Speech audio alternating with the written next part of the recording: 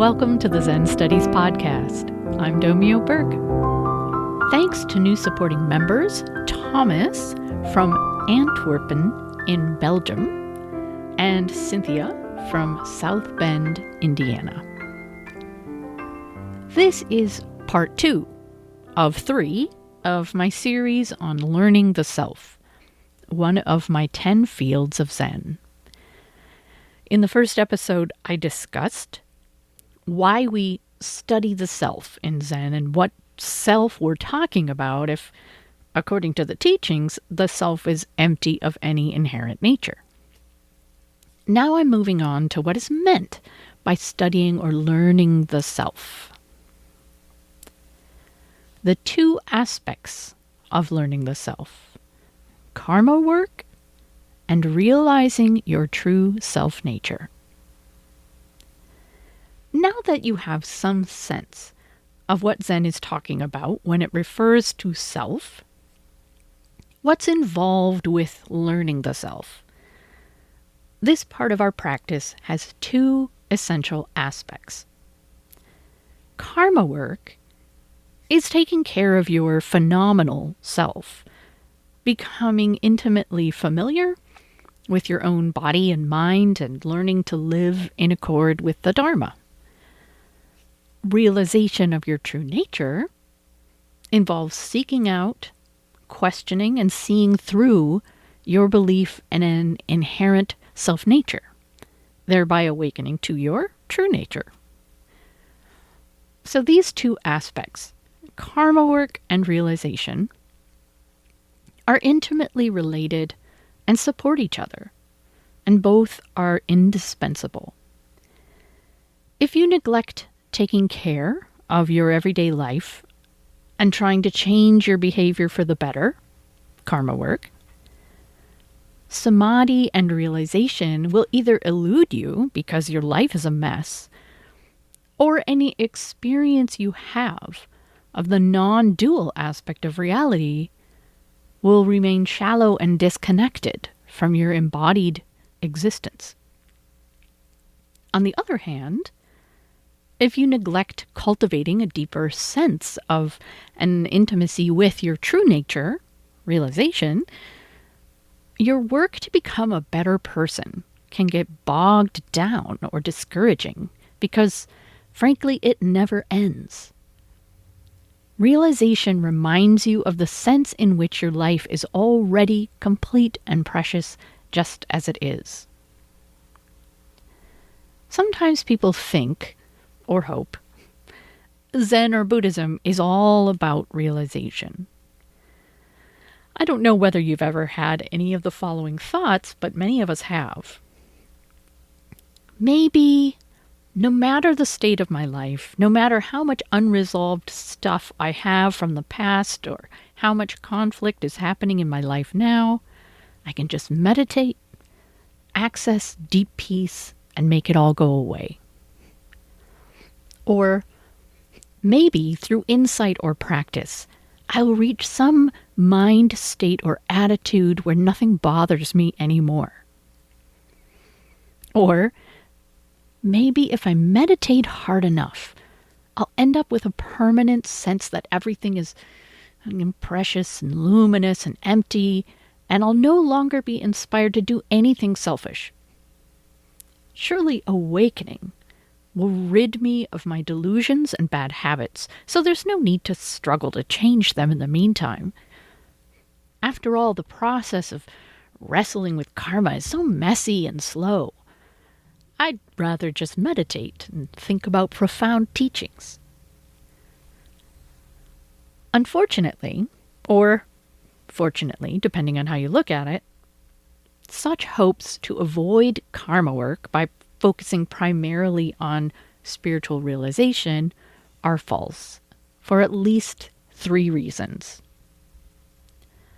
First, applying spiritual teachings or practices to alleviate your immediate discomfort, but not taking the practice any further, is called spiritual bypassing. Spiritual bypassing is like taking a pain reliever and ignoring the underlying condition that's causing the pain to begin with. Fortunately, there are plenty of tools in Buddhism for addressing your underlying concerns and conditions. And those tools are part of the karma work aspect of your practice. Second, even if you gain some insight into the absolute dimension of life, do you then always have that larger perspective? Do you constantly experience equanimity or joy? No. Now, it's true that over time, you may end up with a deeper and deeper faith in the reality of the independent dimension. You may perceive suchness more and more often or feel fairly grounded in your Buddha nature. But for ordinary mortals, that is, all the people I've ever met, samadhi is not some permanent attainment. You can't rely on some particular mind state or attitude to inspire and guide all your actions. Instead, you have to establish new habits and ways of operating in the world that will carry you even when you don't feel enlightened. That is karma work. Finally, even if you attain some insight or experience, enlightenment isn't a place you go to or a badge you wear because of something you understood in the past. Enlightenment arises in how you meet each moment. Unless you put it into practice, manifesting it in your everyday life, enlightenment doesn't even exist. It can be very difficult to bridge the gap between what you've realized and the nitty-gritty of daily life. And doing this is karma work. I've heard people say karma work is about the relative world, while realization is about the absolute. And there's some truth in this statement, in the sense that relationships between beings and things are part of the relative aspect of reality. From the absolute perspective, there are no separate beings and things that can be said to interact, and discriminations such as good and bad and right and wrong don't apply. Still, it's problematic to speak in a way that implies you can do some work in a relative world which exists separately from some sublime, if confusing, realm of the absolute. Relative and absolute are two aspects of the exact same reality. Your work on karma should be informed by and reflect absolute truth. This is what results in compassion, selflessness, and equanimity, because you're empty of any inherent separate self-nature, and all phenomena arise and pass within one seamless, luminous reality. And your awakening to absolute truth should never be disembodied and removed from the relative reality of life. If your spiritual insight feels disconnected from the mundane experience of everyday life, your work isn't done. You have to learn to manifest your insight about the absolute, or the insight is incomplete. On the positive side, working on your karma supports your realization, and working on realization supports your karma work. Karma work leads to greater self-acceptance, stability, moral behavior, generosity, trust, and openness. Because of the work you do on your karma, as incremental and messy as it can seem sometimes, you can become better able to sit still, face things, calm your mind, and to open to insight. Realization, in turn, can lead to pivotal insights which realign your whole being and make it easier to see through and resolve your karmic issues. Also, when you awaken to your true nature, you recognize how you're not fundamentally defiled by your karma.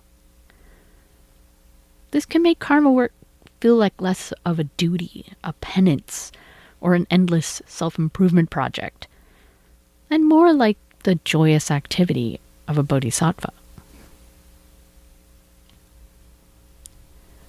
Karma work.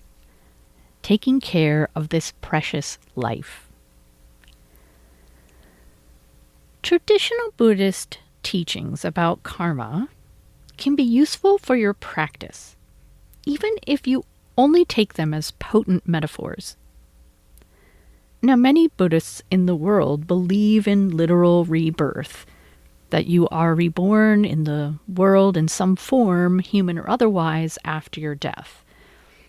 But this belief isn't necessary for practice. The imagery and cosmology of karma and rebirth can function for us as illuminating myths, which are stories which effectively convey important truths, even if they aren't factual. According to the Buddhist view, then, karma is a universal law of cause and effect when it comes to your willful behavior. Certain choices you make lead to negative results, such as choosing to break moral precepts or spending your life pursuing pleasure and neglecting spiritual practice. You may experience negative results in this life, such as alienation from other people or facing existential fears on your deathbed. Or, it is said, the negative results may be felt in your next life when they shape the circumstances of your rebirth. So there are elaborate teachings on the different realms of existence you might find yourself reborn into, including a hell realm populated by beings who have nurtured hatred or acted violently in their previous lives. On the other hand, of course, certain choices lead to positive results, such as moral behavior and generosity. These choices might cause you to be reborn as a human being in fortunate circumstances, or perhaps in the heaven realm.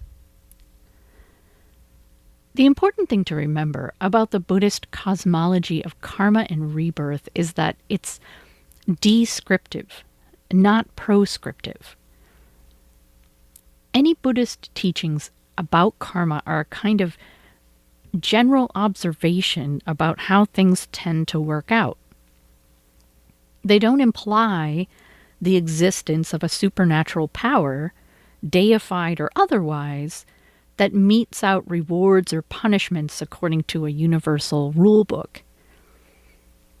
Instead, the laws of karma operate impersonally. This is reflected in the Buddhist cosmological imagery, where after death, beings appear before the deity of the world of desire, Mara. Mara holds up a mirror to each person, and this is enough to determine which realm they will be reborn into. According to original Buddhism and the other religious traditions of the Buddha's time, which shared the belief in rebirth, spiritual practitioners could either aim to ensure a fortunate rebirth or to avoid rebirth altogether. Avoiding rebirth was viewed as the highest goal, and indeed, the Buddha is said to have proclaimed, "This is my last birth," upon his enlightenment. If it seems strange that you might seek not to be reborn, consider that rebirth is not like everlasting life. With each birth, you forget everything. You once again experience all the joys and sufferings of life, are once again separated from your loved ones, and once again lose everything you care about, as if it's for the first time. In any case, In the karma and rebirth scenarios, whether you're seeking a good rebirth or aiming to avoid it, your present life is viewed as a precious opportunity. Given your human form and your encounter with the Dharma, you have the chance not just to enjoy your good fortune, but to purify or clean up your karma. The term karma technically refers to your willful actions, but it's also understood to include the effects of those actions. You are living with the effects of your past actions, which then condition your behavior, in essence becoming causes. Your life is an unfolding chain of karmic causes and conditions. And from the traditional point of view, the chain of causation you're part of extends back untold lifetimes. To avoid rebirth, or even just to keep your chain of causation moving in a positive direction, you need to identify your negative karma and try to stop perpetuating it. Plus, generate positive or liberating karma by forming or strengthening good behaviors. How is this imagery of karma and rebirth useful to you in your practice? Regardless of whether anyone is literally reborn after death, and regardless of how such rebirth might work or manifest, you can observe a kind of rebirth within your own life. A classic example is how a certain self might get reborn when you find yourself around people with whom you have a difficult relationship. One minute you're doing just fine, operating as a reasonable and kind person. Then you step into proximity with your fraught relationship, and you suddenly feel resentful, reactive, and defensive. Memories and feelings come flooding back based on past experiences. Because you haven't dealt with the karma underlying your troubled relationship, a self is reborn into a less than ideal realm. The concept of karma is a helpful way of framing the relationship between your choices and the states of your body, mind, and life. Central to the teaching is the idea that you always have a choice you can make to move your life in a positive direction. No matter what circumstances you find yourself in, your choices matter.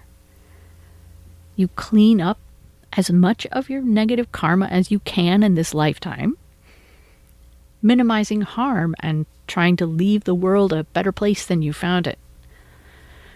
And clearly, doing this affects the future in a positive way, whether you are technically reborn after death or not. It's very easy to see the law of karma operating when someone does the opposite, carelessly generating negative karma and causing harm.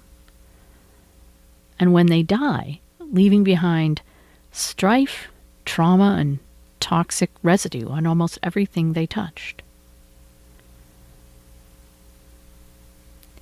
Taking responsibility for your karma. This first step in karma work is cultivating a willingness to take responsibility for your karma as manifested in your phenomenal self. Another way to speak about this situation is to use the possessive, my karma, to refer to the way past causes and conditions manifest as your particular body, mind, heart, tendencies, conditioning, habits, etc. I find it helpful to think of all of this as your karmic package, the whole ball of matter and energy and momentum that comprises your self in a conventional practical sense. Some of your karmic package you can readily recognize as being the result of your past actions. But a lot of it ends up feeling like an inheritance you didn't ask for. You may like some of your karma: strength, health, intelligence, determination. But there's probably a fair amount you'd rather not have, such as a physical or mental disability, a tendency toward anger or depression or anxiety, or a distrust of other people. When you're doing karma work, it's best to let go of trying to sort out which aspects of your phenomenal self you are responsible for shaping, and which you should blame on genetics, culture, conditioning, past experiences, luck, or the behavior of others. Traditionally, the term karma applied only to the effects of your willful behavior. But, notably, those traditional teachings also tended to attribute every aspect of your life, even things like being born with a handicap or suffering injustice, to your actions in a past life.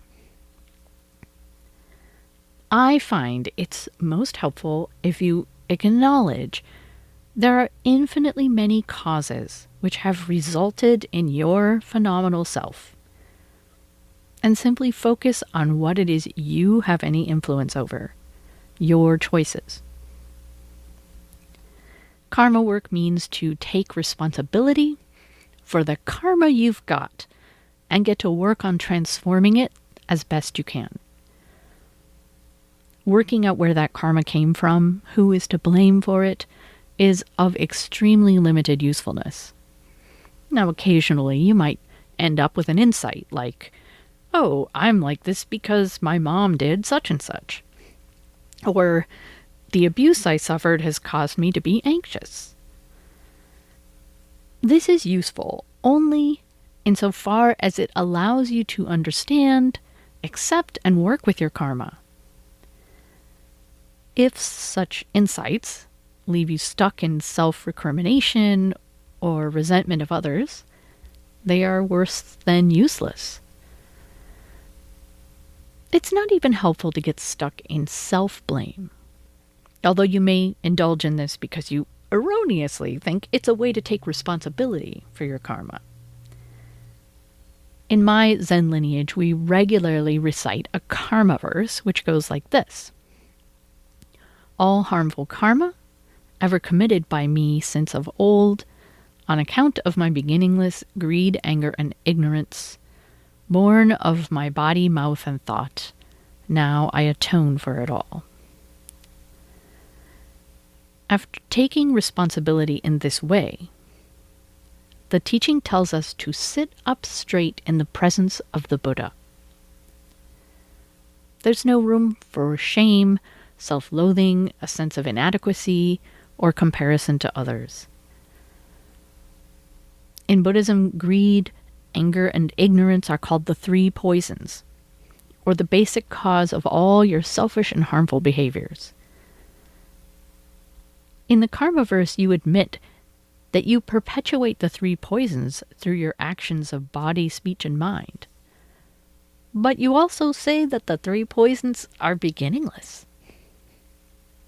Even if you can identify negative aspects of your karma that you bear some responsibility for, like anger issues, addiction, or the need to control or judge other people, can you explain how that negative karma began? Some kids are born with a tendency to react with anger, while others are introverted and shy. Who knows why? Some people can engage in certain activities and partake of certain substances without an issue, while others have a strong tendency toward addiction. Who knows why? Maybe you have a compulsion to control or mistrust others. But chances are good that this aspect of yourself is at least in part a reaction to negative childhood experiences. If it is, why did the people who hurt you end up the way they were? probably their own negative childhood experiences. And so, you trace the cycle of suffering back and back. And eventually, it's impossible to find a place to lay the ultimate blame. However, you are not a victim of your karma. That's one of the central messages of Buddhism. Change is possible. Greater freedom is possible. You can live a wiser, more compassionate, and skillful life. It's not easy, but everything you do matters. Every choice you make in this moment conditions the future. It's very difficult to change habits of body, speech, and mind that have been built up over a lifetime. But you might think of each choice you make as a drop in a bucket. Eventually, inevitably, the bucket will fill. In the next episode, I will discuss how we do karma work. I hope you'll tune in. Thanks for listening.